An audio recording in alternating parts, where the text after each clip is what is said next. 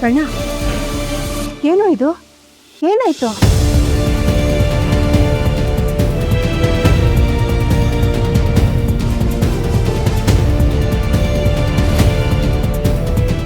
ಪಾಪ ಇದನ್ನ ಹೇಳೋದಕ್ಕೆ ನಿನ್ ಡಾರ್ಲಿಂಗಿಗೆ ಬಾಯ್ ಆಗ್ಬಿಡುತ್ತೆ. ಇರ್ಲಿ, ನಾನು ಹೇಳ್ತೀನಿ.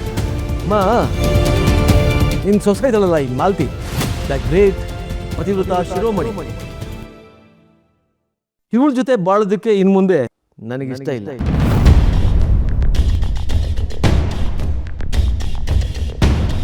ಹಾಗಾಗಿ ಇವಳಿಗೆ ಬಹಳ ಗೌರವಪೂರ್ವಕವಾಗಿ ವಿಚ್ಛೇದನ ಕೊಡ್ತಾ ಇದ್ದೀನಿ. I mean divorce.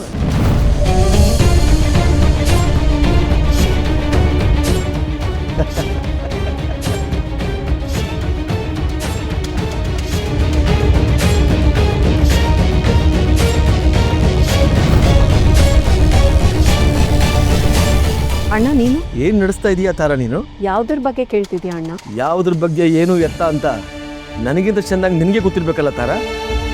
ಅದು ಆಸ್ಪತ್ರೆ ಕೈ ಬಿಟ್ಟು ಹೋಗಿದ್ದು ನಿನ್ಗೆ ಹೇಳಿಲ್ಲ ಅಂತನಾ? ಎಷ್ಟು ಟೆನ್ಷನ್ ಆಗಿತ್ತಂದ್ರೆ ನಿನ್ನ ಹತ್ರ ಮಾತಾಡೋಕ್ಕೂ ಟೈಮ್ ಇರಲಿಲ್ಲ. ನೀವು ಯಾರು ಏನು ನನಗೆ ಹೇಳದೇ ಇದ್ರು ಏನಾಗ್ತಾ ಇದೆ ಅನ್ನೋ ವಿಷಯ ಪಿನ್ ಟು ಪಿನ್ ನನಗೆ ಬರುತ್ತೆ. ಆಸ್ಪತ್ರೆನ ಮುಂದೆ ಇಟ್ಕೊಂಡು ನೀನೇನು ನಡೆಸ್ತಾ ಇದೀಯಾ? ಅಣ್ಣ, ನನ್ನ ಮೇಲೆ ಡೌಟ್ ಪಡ್ತಾ ಇದೆಯಾ? ನಾವು ಎಷ್ಟೇ ಕಿತ್ತಾಡಿದ್ರು ಆಸ್ಪತ್ರೆ 3ನೇ ಅವ್ರ ಕೈಗೆ ಹೋಗೋದನ್ನ ಸಹಿಸ್ಕೊಳ್ಳೋಕ್ಕಾಗತ್ತಾ ಹೇಳೋ? ಯಾರ 3ನೇವರು? ನಿನಗೆ ಗೊತ್ತಿರಲೇಬೇಕಲ್ಲ. ನೀನು ಮನೆಯವ್ರನ್ನ ಯಾಮಾರಿಸ್ಬೋದು, ಆದರೆ ನನ್ನ ಯಾಮಾರ್ಸೋಕ್ಕಾಗಲ್ಲ ಅನ್ನೋದು ನಿನಗೆ ಚೆನ್ನಾಗಿ ಗೊತ್ತಿದೆ. ಸರಿಯಾಗಿ ಗೊತ್ತಿಲ್ಲ ಅಣ್ಣ, ಆದರೆ ಯಾರೋ ಒಬ್ರು ಕಣ್ಣಿಗೆ ಕಾಣಿಸ್ದೆ ನಮ್ಮನ್ನ ಆಟ ಆಡಿಸ್ತಿದ್ದಾರೆ.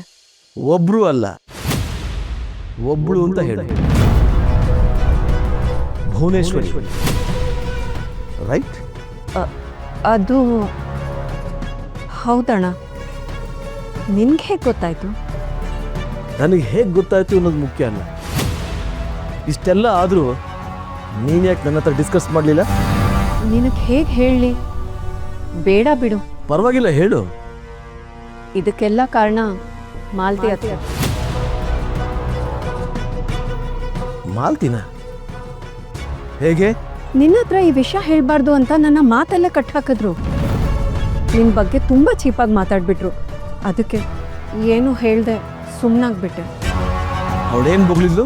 ನಿನ್ನಂಥ ಕೆಲ್ಸಕ್ಕೆ ಬಾರದೇ ಇರೋ ಗಂಡಸನ ಹತ್ರ ಹೇಳಿದ್ರೆ ಸೊಲ್ಯೂಷನ್ ಸಿಗೋ ಬದಲು ಕೆಲಸ ಇನ್ನೂ ಕೆಡುತ್ತೆ ಅಂದ್ಲು. ಅಣ್ಣ, ಹೀಗೆ ಹೇಳ್ತಾ ಇದ್ದೀನಂತ ನೊಂದ್ಕೋಬೇಡ. ಅದಕ್ಕೆ ಇತ್ತೀಚೆಗೆ ನಿನ್ನ ಬಗ್ಗೆ ಎಲ್ಲರ ಹತ್ರನೂ ತುಂಬ ಕೆಟ್ಟದಾಗಿ ಮಾತಾಡ್ತಾರೆ. ನಿನ್ನ ಮುಂದೆನೇ ಎಷ್ಟು ಎದುರಾಡಿದ್ದಾರೆ. ಮನೇಲಿರೋರೆಲ್ಲ ಅವ್ರು ತುಂಬ ಸಪೋರ್ಟ್ ಮಾಡ್ತಿದ್ದಾರೆ.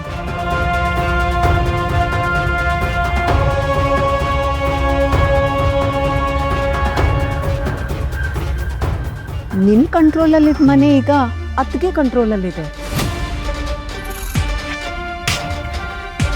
ಇಷ್ಟೊಂದು ಅವಮಾನ ಕೈ ಹಿಡಿದು ಹೆಂಡತಿಯಿಂದ ಆಗ್ತಿದ್ರು ಹೇಗೆ ಅವ್ರನ್ನ ಇನ್ನೂ ಸಹಿಸ್ಕೊಂಡಿದ್ಯಾ? ಇನ್ನೂ ಅವ್ರ ಮನೇಲಿದ್ದಾರಂದ್ರೆ ಯು ಆರ್ ಗ್ರೇಟ್ ಅಣ್ಣ.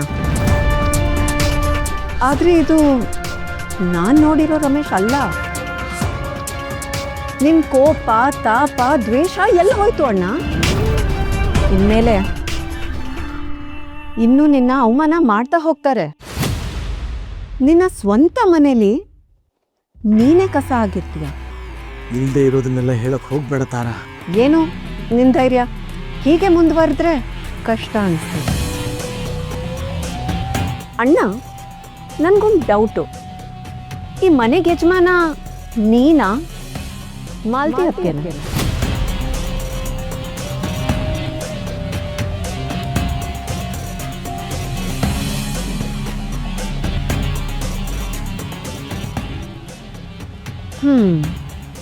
ಇವತ್ತಿಗೆ ಇಷ್ಟು ಸಾಕು.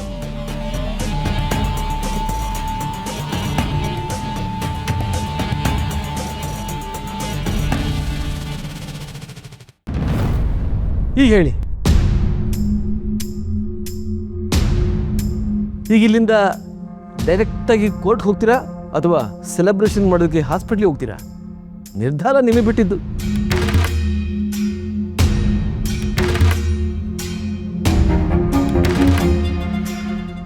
ನಿಮ್ಗೆ ಸ್ವಲ್ಪನೂ ಮಾನವೀಯತೆನೇ ಇಲ್ವಾ?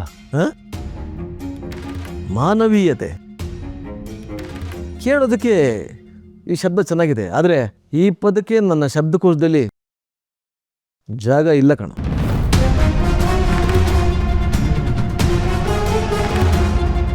ಅವತ್ತು ನೀನೇನಂದೆ? ಇವಳು ಬದಲಾಗ್ತಾ ಇದ್ದಾಳೆ, ಎಲ್ಲರೂ ಬದಲಾಗ್ತಾ ಇದ್ದಾರೆ, ನೀವು ಮಾತ್ರ ಯಾಕೆ ಬದಲಾಗ್ತಿಲ್ಲ ಅಂದ್ಯಲ್ಲ. ನೋಡು, ಅದಕ್ಕೆ ನಾನು ಬದಲಾದೆ. ಇಷ್ಟು ವರ್ಷದಲ್ಲಿ ನಾನು ಯಾವತ್ತಾದರೂ ಇವಳಿಗೆ ಡೈವರ್ಸ್ ಕೊಡ್ತೀನಿ ಅಂತ ಹೇಳಿದ್ದ? ಇಲ್ಲ ತಾನೆ.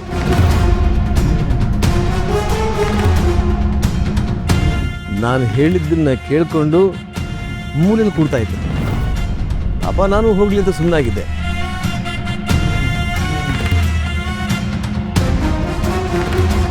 ಆದರೆ ನಾನೇ ಸಾಕಿದ್ಬೇಕು ನನ್ನನ್ನೇ ಕಟ್ತಾ ಇದ್ರೆ ನಾನು ಎಷ್ಟು ದಿನ ಅಂತ ಸುಮ್ಮನೆ ಇಲ್ಲ.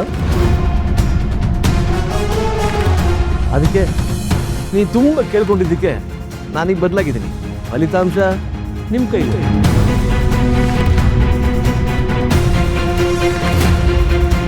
ಅವ ನೀವು ಮಾಡ್ತಿರೋದು ಸ್ವಲ್ಪನೂ ಸರಿ ಇಲ್ಲ. ನಾನು ಕಾಯ್ತಾ ಇದ್ದೆ ನೀನು ಯಾಕೆ ಇನ್ನೂ ಬಾಯ್ಬಿಟ್ಟಿಲ್ಲ ಅಂತ.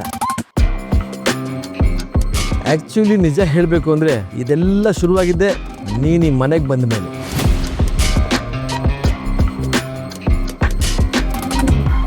ಇವಳು ಕಿವಿಲಿ ಪುಂಗಿ ಊದಿದ್ದೆ ನೀನು. ಅಲ್ಲಿವರೆಗೂ ಇವಳು ನನ್ನ ಕಾಲು ಕಸದ ಥರ ಬಿದ್ದಿದ್ಲು. ಇವಳಿಗೆ ಕಾರ್ ಕಲ್ಸೋದೇನೋ, ಇವಳನ್ನ ಕರ್ಕೊಂಡು ಹೊರಗಡೆ ಓಡಾಡೋದೇನೋ, ಇವಳನ್ನೇನು ಭಾಳ ಸ್ಟ್ರಾಂಗ್ ಮಾಡಿಬಿಟ್ಟೆ ಅಂದ್ಕೊಂಡ್ಯಾ? ಪೆದ್ದಿ ನೀನು. ಈ ರಮೇಶ್ ವಸಿಷ್ಠ ಯಾರು ಬಂದರೂ ಜಗ್ಗಲ್ಲ, ಕುಗ್ಗಲ್ಲ.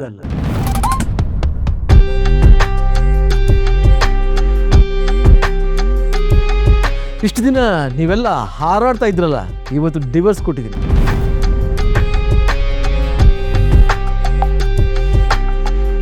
ನನ್ನಿಂದ ಮಾಲ್ತಿ ಮುಕ್ತಿ ಸಿಕ್ತು ಅಂತ ನೀವೆಲ್ಲ ಬೀದಿಲಿ ಹೋಗಿ ಕುಣಿದಾಡಿ. I don't care. Malti, enjoy. ನಿನ್ನಿಂದ ನನ್ನ ಜೀವನದಿಂದ ಹೊರಗಾಗ್ತಾ ಇರೋ ಈ ದಿನನ ನಾನು ಯಾವತ್ತೂ ಮರೆಯಲ್ಲ. ಇವತ್ತು ನಾನು ನಿನ್ನ ಸುಮ್ಮನೆ ಬಿಡೋದಿಲ್ಲ ಕಣೋ.